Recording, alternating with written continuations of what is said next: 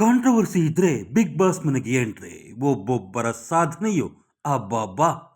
Big boss ಸೇರಿದವರು ಮಾಡಿರೋ ಸಾಧನೆ ಏನು? ಹೀಗೊಂದು ಪ್ರಶ್ನೆ ಮೂಡೋದು ಸಹಜ. ಆದರೆ ಬಿಗ್ ಬಾಸ್ ಶೋನಲ್ಲಿ ಸಾಧನೆ ಮುಖ್ಯವಲ್ಲ, ಕಾಂಟ್ರವರ್ಸಿ ಮುಖ್ಯ ಅನ್ನೋದು ಮತ್ತೆ ಮತ್ತೆ ಪ್ರೂವ್ ಆಗಿದೆ. ಈ ಬಾರಿಯೂ ಅಷ್ಟೇ.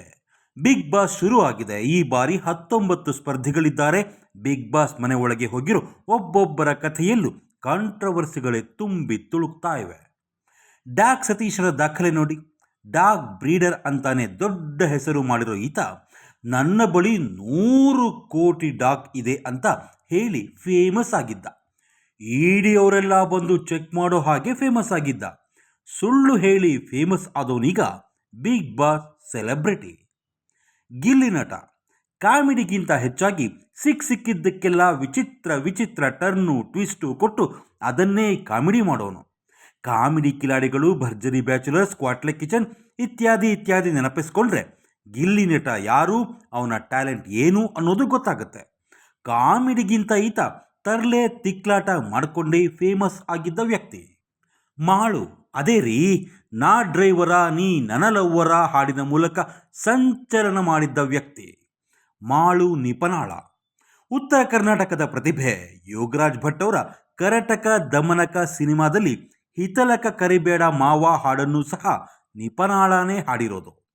ತನ್ನ ಕುಟುಂಬದವರ ಮೇಲೆ ಹಲ್ಲೆ ಮಾಡಿ ಫೇಮಸ್ ಆಗಿದ್ದ ವ್ಯಕ್ತಿ. ಇನ್ನು ಜಾಹ್ನವಿ ಬೇರೆ ಬೇರೆ ನ್ಯೂಸ್ ಚಾನೆಲ್ ಹಾಗೂ ಮನರಂಜನಾ ಚಾನೆಲುಗಳಲ್ಲಿ ಕೆಲಸ ಮಾಡಿದ್ದ ಆಂಕರ್. ಗಿಚ್ಚಗಿಲಿಗಿಲಿ ನನ್ನಮ್ಮ ಸೂಪರ್ ಸ್ಟಾರ್ ಖ್ಯಾತಿ ಇರೋ ಈಕೆ ಸವಿರುಚಿ ಶೋ ನಿರೂಪಕಿಯಾಗಿದ್ದವರು. ಆದರೆ ವೈಯಕ್ತಿಕವಾಗಿ ಬ್ರೇಕಪ್ ಆಗಿ ಆ ಮೂಲಕನೇ ಸುದ್ದಿಯಾಗಿದ್ದವರು. ಅವರು ಈಗ ಬಿಗ್ ಬಾಸ್ ಮನೆ ಸೇರ್ಕೊಂಡಿದ್ದಾರೆ.